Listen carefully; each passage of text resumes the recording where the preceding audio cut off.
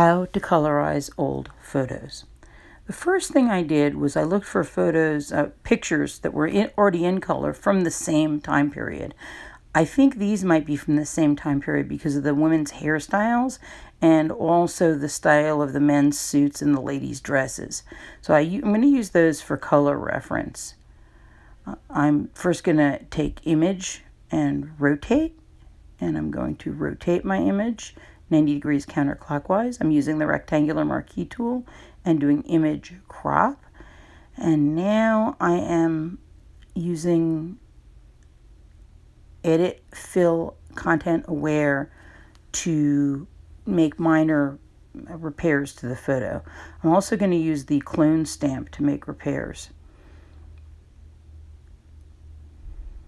See that crack in the upper right hand side of the photo? I'm going to use the lasso tool and I'm going to go edit fill content aware, and that'll just eliminate the crack completely in about 2 seconds. Any area where you can't do content aware because it's just not working, you use the clone stamp and fix.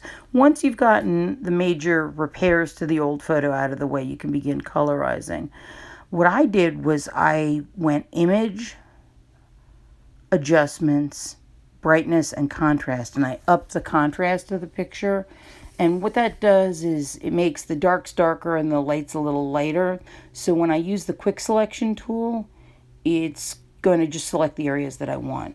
I'm picking the foreground color from one of my reference color pictures, and now I'm using the quick selection, I'm going to use the quick selection tool as soon as I adjust the contrast to just select the face and hands and skin color on one of the girls. Once I've done that, I'm going to do create layer, new, and once I've created the new layer, I'm going to do deselect and then reselect. And what that will do is it'll put the selection in the new layer. Then I'm going to go edit, fill, foreground color. Now, of course, that hides her face completely. So instead of normal, I can change it to either color or overlay. I ended up picking color. It looked better. You can also adjust the opacity of the color, but essentially all the color repairs are done in the brand new layer.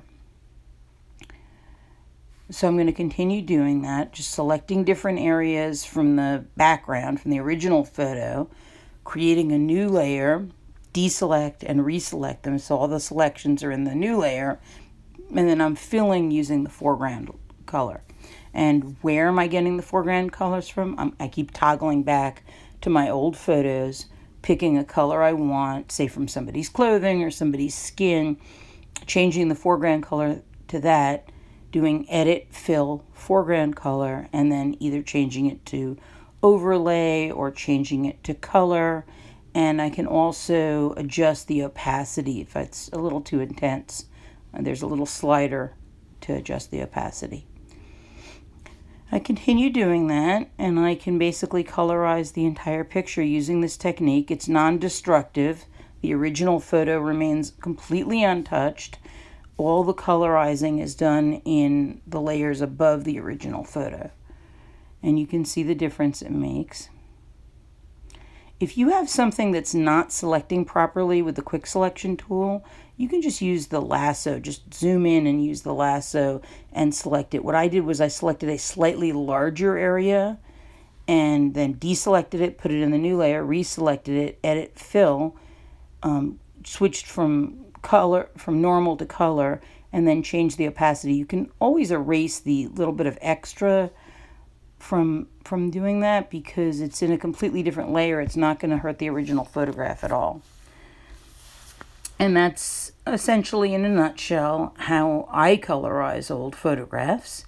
You can see the difference. If I just hide the layers that I added, you'll be able to see how the original picture looked and how the colorized picture looked.